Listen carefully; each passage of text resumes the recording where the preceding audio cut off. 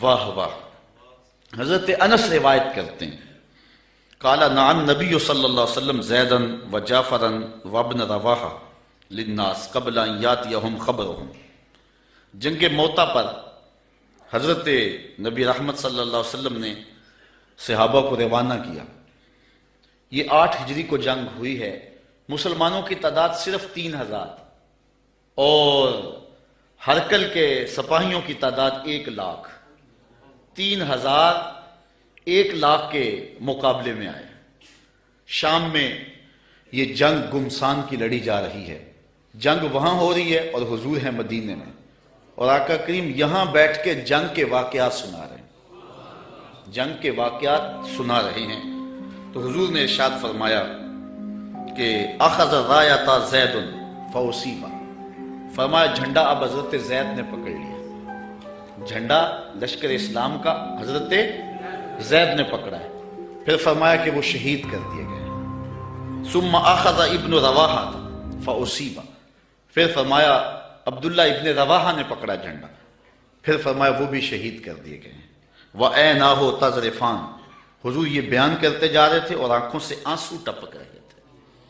پھر اس کے بعد حضور نے فرمایا حَتَّى أَخَذَ الرَّايَةَ سَيْفٌ مِّن سَيُوفِ اللَّهِ یعنی خالد ابن الولید. فرمایا اب اللہ کی تلواروں میں سے ایک تلوار خالد بن ولید نے پکڑ لیا ہے. حَتَّى فَتَحَ اللَّهُ عَلَيْهِمْ یہاں تک کہ اللہ تعالیٰ نے ان کو فتح عطا فرما دی. بیٹھے مدینے میں ہیں، نظر کہاں ہے؟ جہاں موتا کی جنگ ہو رہی. یہ شام کے علاقے میں واقعہ ہے. حضرت خالد بن ولید کے ہاتھ پر اللہ تعالیٰ نے اسلام کو فتح دی اور 3000 مجاہدوں نے 1 لاکھ کے دانت کٹے کر کے رکھ دیے. اور حضرت خالد بن ولید کو سیف اللہ اسی موقع پہ کہا گیا. آپ نے کافروں پر اس جنگ میں 8 تلواریں توڑی تھی. تلوار توڑنا عرب میں بہادری کی علامت تھی. جو تلوار توڑتا اتنے لوگوں کو مارتا کہ اس کی تلوار ٹوٹ جاتی. اس جنگ میں 8 تلواریں توڑی حضرت خالد بن ولید.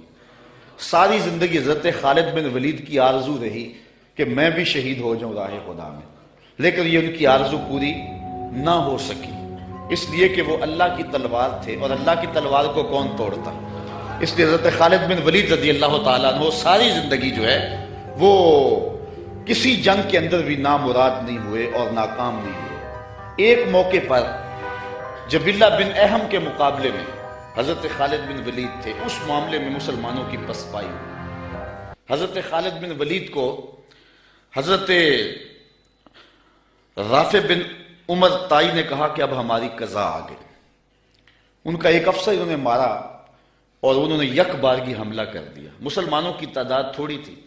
حضرت رافع بن عمر تائی نے کہا کہ اب ہماری موت آ گئی، اب ہماری قضا آ گئی. حضرت خالد بن ولید نے کہا کہ واقعی مجھے بھی یوں ہی لگتا ہے، چونکہ میں کسی جنگ میں ناکام نہیں ہوا اور پسپا نہیں ہوا، لیکن آج ہم پسپا ہو رہے ہیں. اس کی ایک وجہ ہے کہ حضور علیہ السلام کے مبارک بال میرے پاس تھے اور میں ٹوپی میں سیے ہوئے تھے اور ہر جنگ میں میرے ساتھ ہوتے تھے.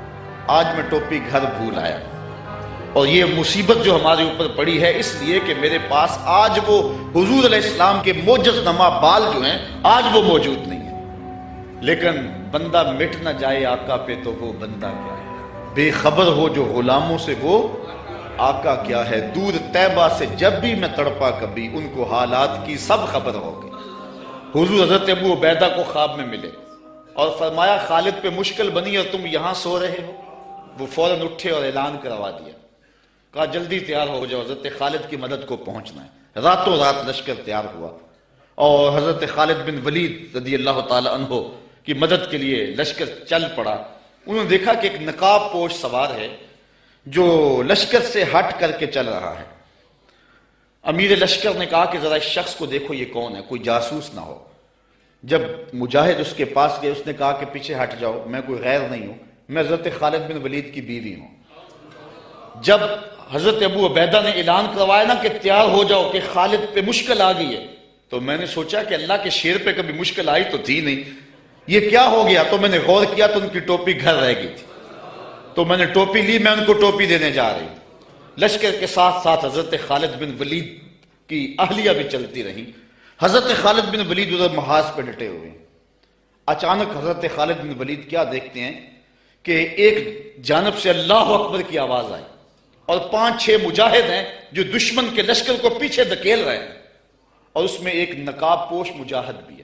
حضرت خالد بن ولید نے گھوڑے کو ایڑ لگائی اور جا کے اس کے قریب کھڑے ہو گئے، کہا جوان مجاہد تو کون ہے کہ لشکر کے جو ہے پشتے کاٹ رہا ہے؟ اس نے تھوڑا سا نقاب سرکا کے کہا آنا زوجتو کا ام تمیم، میں تمہاری بیوی ام تمیم ہوں، اور تم حضور کے بالوں والی ٹوپی بھول آئے تھے، میں وہ تمہیں دینے آئی ہوں۔ تو انہوں نے وہ ٹوپی ان کو پیش کی تو اللہ نے اسی دن حضرت خالد بن ولید کو فتح عطا فرمائی۔ یہ حضور علیہ الصلوۃ والسلام کے منہ مبارک کا موقع۔